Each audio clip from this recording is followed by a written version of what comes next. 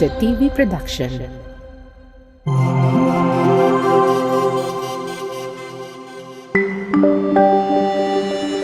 Your only island TV channel. So our next speaker is Ustad Siti Ramayu Sahibil from Mahad Basilan Al-Arabi Al-Islami. Assalamualaikum. Okay, supposed to be ma'am, for the information of everybody, akala namin is si Ustazah Fahmi kasi nag-divide kami ng topic. So, modesty and fasting. So, is it okay for me to, ano ko ng first? Okay.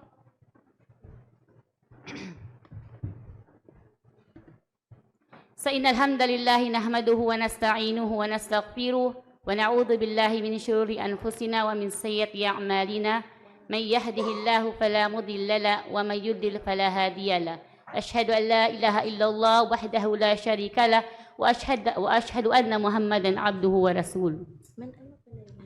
Verily all praise is for Allah. We praise Him and seek His aid and ask for His forgiveness, and we seek refuge with Allah from the evil of ourselves and our evil of our actions. Whomever Allah guides, there is none who can misguide him, and whomever Allah misguides, there is none who can guide him.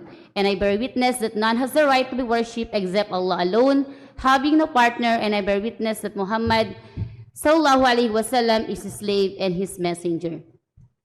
So, first and foremost, I would like to ask forgiveness to Allah. Baka may masabi ako na unintentionally or intentionally nalabag sa turo ng Islam.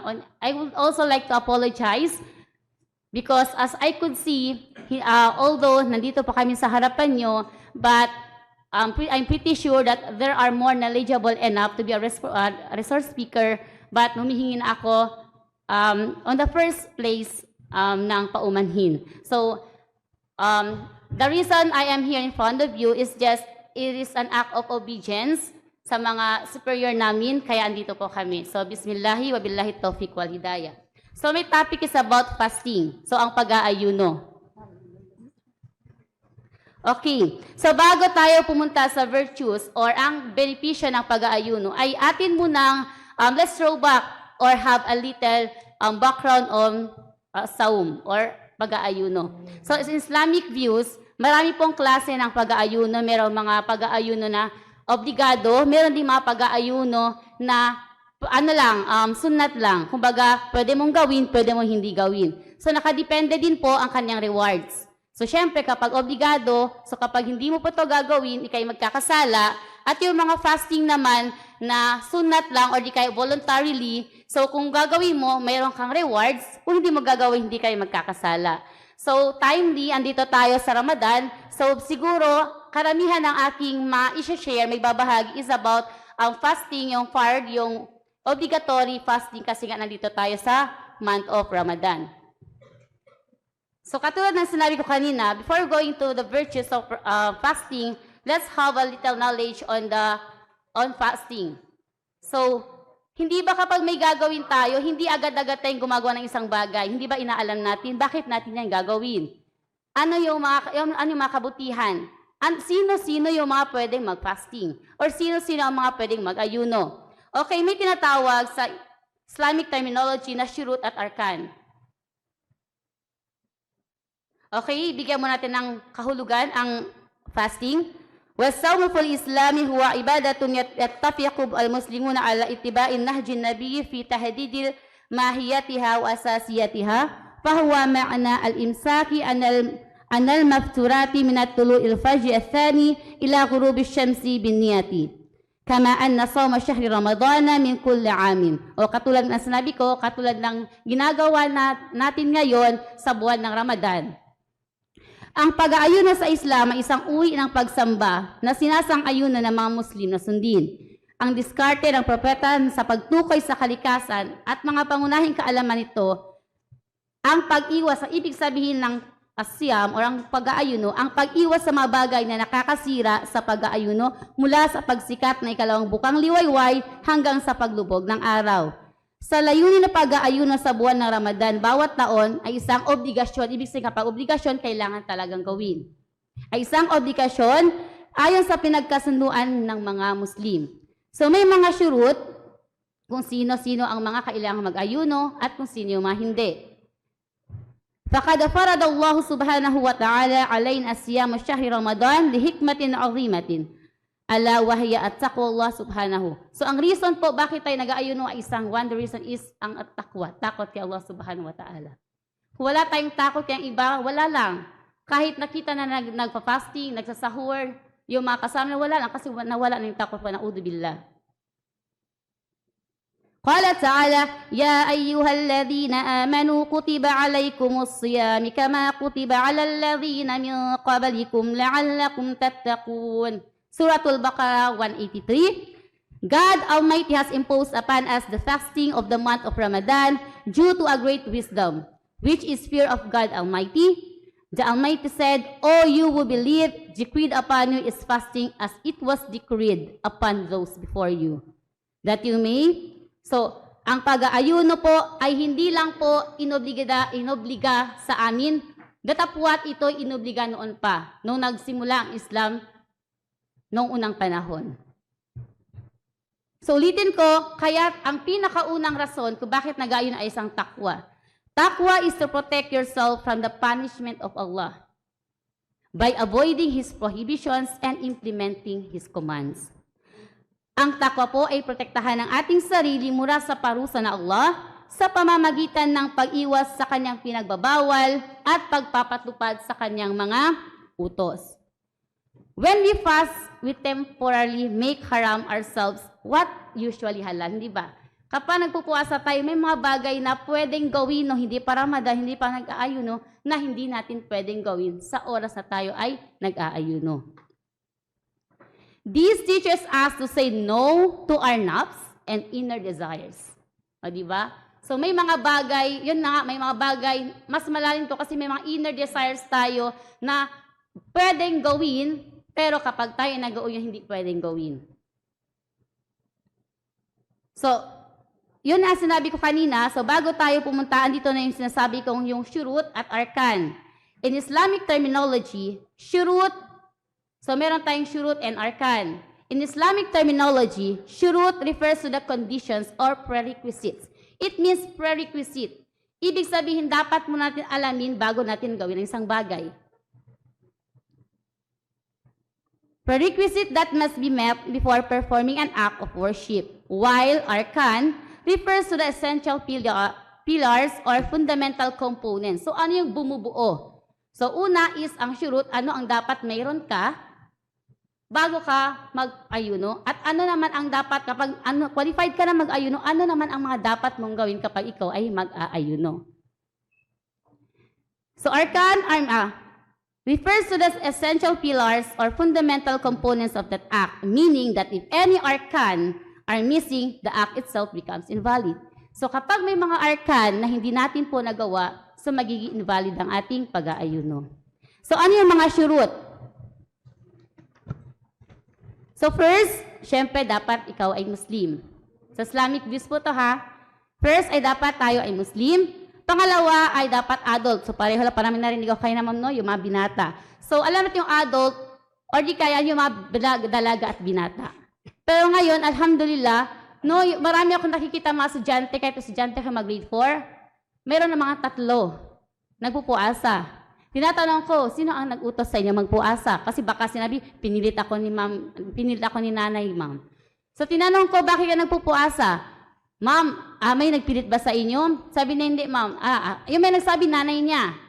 So sabi ko, okay. Bakit ka mainutusan? Para daw masanay, ma'am. Okay. So here comes after recess, kasi kaya ko siya natanong, lalaki, yung maliit lang katawan or the grade 4.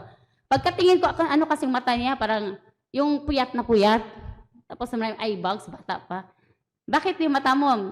Puasa ka no? Yes, ma'am. Sino nag-utos sa'yo? Nanay, ma'am. Bakit kayo tusan? Para daw masanay, ma'am. Here comes, after recess, bakit ka man kumakain? Hindi ko na kaya, ma'am.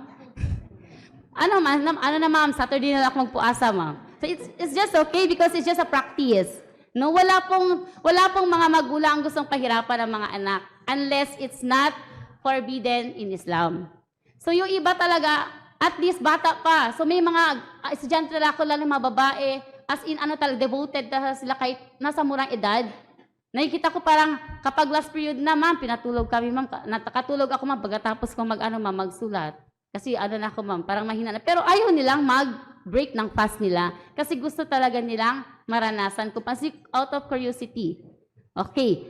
So, yan nga, Muslim, adult. So, yung mga obliged lang po, ibig sabihin, kapag obliged, kapag yung age po nila or kapag nasa age of puberty na sila, dalaga na at binata, ay kailangan na po talaga.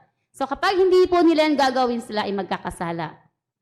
Okay. So, pero yung mga bata na hindi pa po obliged, hindi pa po nasa age nila, hindi pa po nasa pagbibinata at magdadalaga, kahit magpuasa man sila o hindi, okay lang po yun. Kumbaga, practice age pa lang po yun. So, pangatlo ay sane. Ibig sabihin ng sane na sa tamang pag-iisip. So, yung mga hindi po nasa tamang pag-iisip, hindi naman yung tampa-tampa na hindi sa tamang pag-iisip, ha? Yung as hindi talaga yung parang siguro may problema sa isip, may problema sa pag-iisip, so hindi po yan sila obliged. Katatlo, pang-apat is able to fast. Ibig sabihin ng able to fast, yung katawan niya. Yung katawan kaya, kasi meron, kaya sabi ko yung fasting is, mahaba-haba din yung sapat. Marami, sa Islamic views, marami pong kailangan itackle when it comes about fasting. So, doon na tayo sa basics, is able to observe fasting. Ibig sabihin, healthy po siya, kaya niya. Kaya may mga matatanda, kaya hindi matanda kapag parang may, yung condition niya ay pwede nang parang isama sa mga hindi na pwede magpuasa ay pwede. Pero mahabang, ulitin ko, ito pa yung sensitibong usapan sa ibang topic po ito. So, yung ikaapat nga ulitin ko ay yung mga taong kayang magpuasa. Yung katawan nila, walang sakit na hindi makakapahamak sa kanilang sarili or sa kanilang katawan. Ang panglima ay yung nakastay lang resident, yung hindi nag-travel. Kasi yung mga nag-travel ay meron po silang choices. Pero merong iba, kahit nag-travel, ay kanila pa rin ginagawa kasi nga, depende pa rin sa kanilang kalusugan. So kapag nag-travel ka, depende sa'yo, pero hindi po obliged yung magpasin kapag traveling.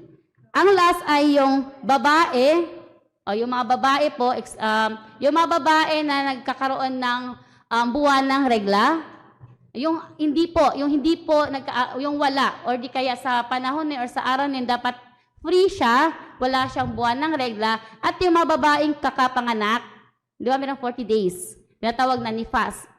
No, dapat, sa after mo na ng 40 days, kailangan malinis talaga yung wala nang lumalabas na mga blood, saka pa lamang po obliged mag-fasting. So, yan po ang mga shurut. Ibig sabihin, prerequisite. So, ngayon, let's go to the shurut. Ay, yung arkan. So, ang arkan na saum, ibig sabihin yun, sinabi ko kanina, kapag kulang po isa sa mga ito, ay maging invalid. So, ang una ay intention, ang niya. Katulad nga sinabi ng mga scholars natin, innamal a'malu binniyat. Innamal a'malu binniyat.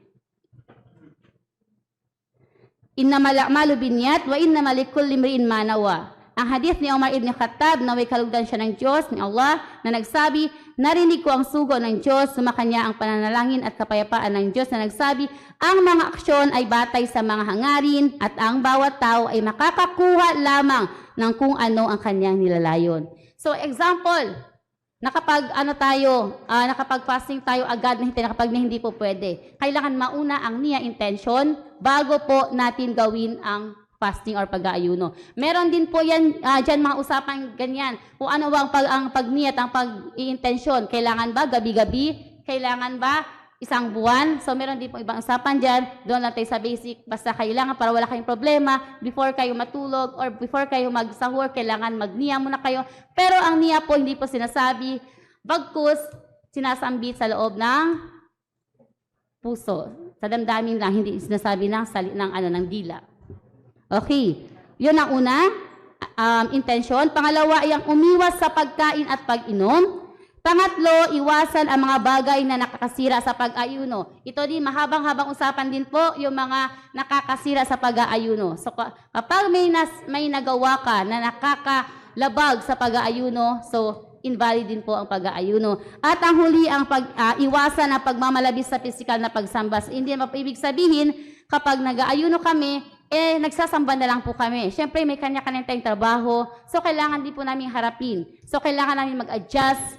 Kailangan namin pa rin gawin ano yung mga ginagawa namin na hindi labag sa batas. So, hindi po ibig sabihin kapag nag-aayuno lang, ay yun lamang po ang gagawin. Ulitin ko, iwasan ang pagmalabis sa physical na pagsamba. So may 4 tayo na arkan at meron tayong 5 shurut. So ngayon, pupunta na po tayo sa topic natin yung virtues. So ngayon, alam na natin kung sino ang pwede lang mag-ayuno at kung ano yung ang gagawin at kapag gagawin natin ito ay magiging invalid ang ating pag-aayuno. So syempre, hindi tayo gagawa ng isang bagay na wala tayong mapapala. So yun po ang kahalagahan ng bakit tayo nag-aayuno. So meron akong dito parang nailista na siguro 13, no?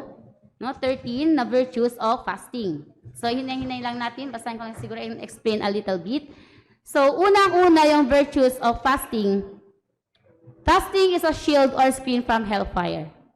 So ang pag-fasting po ay pwedeng maging shield natin sa hellfire, o di kaya sa ano yung hellfire? Sa Narka Jahannam or sa impyerno. Abu Sa'ad al-Khudri, Allah be pleased with him, reported, Allah's messenger saying, he who observes fast for a day in the way of Allah, he would remove his face from the hell to the extent of 70 years distance. 70 years. So yung journey niya papunta doon, kapag Yawmul Hisab na, so Yawmul Hisab na, so kapag ikaw ay nakasama at ang fasting mo ay accepted, so yung mga taong nagpa-fasting, 70 years ang distance niya mula sa hellfire. Yun ang una.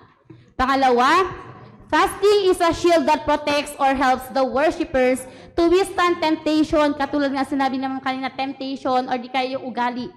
So, ang pagpapasing katulad ngayon, kahit gusto natin magmarites, hindi natin magawa, kahit yung gustong-gusto na talaga, kasi nga bakit inisaimat, ako ay nagpa-fasting.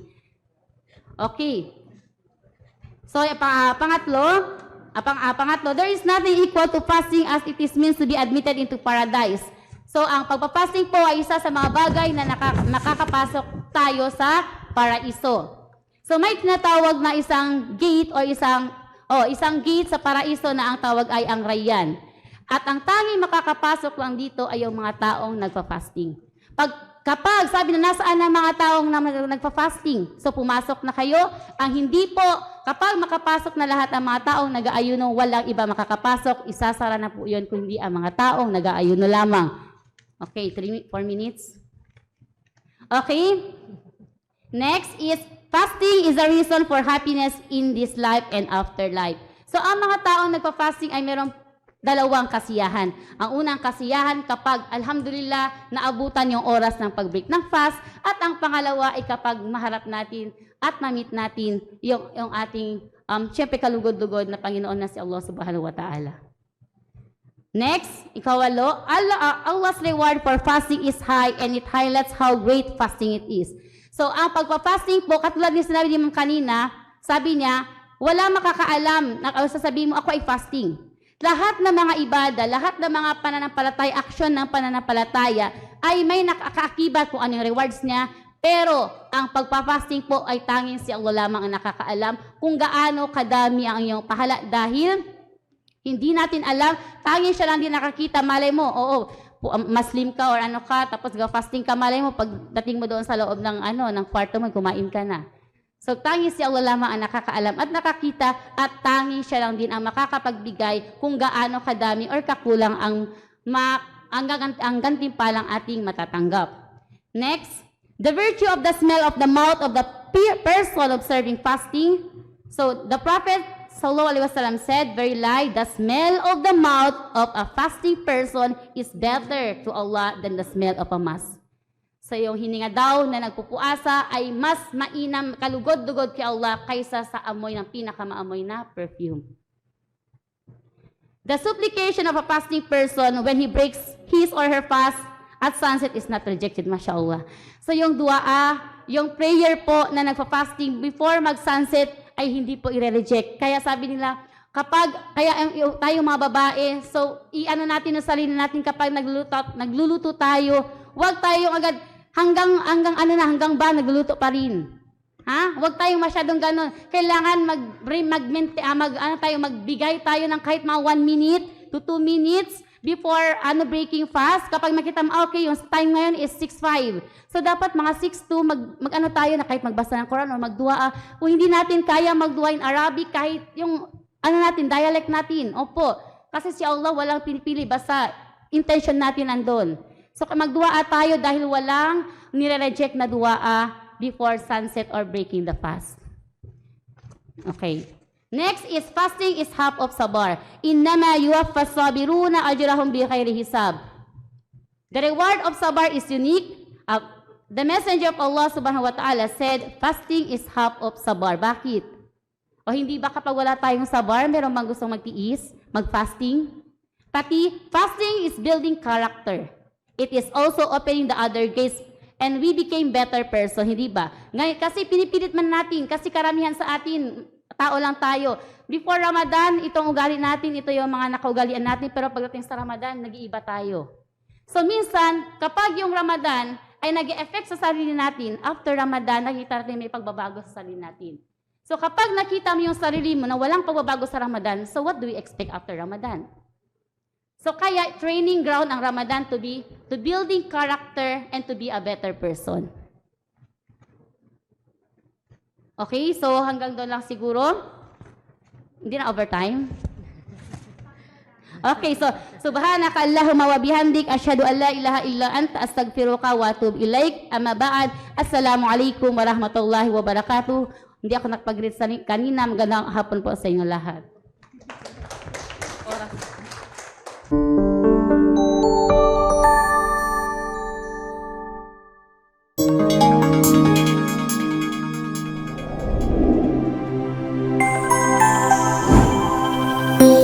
Isa TV Production.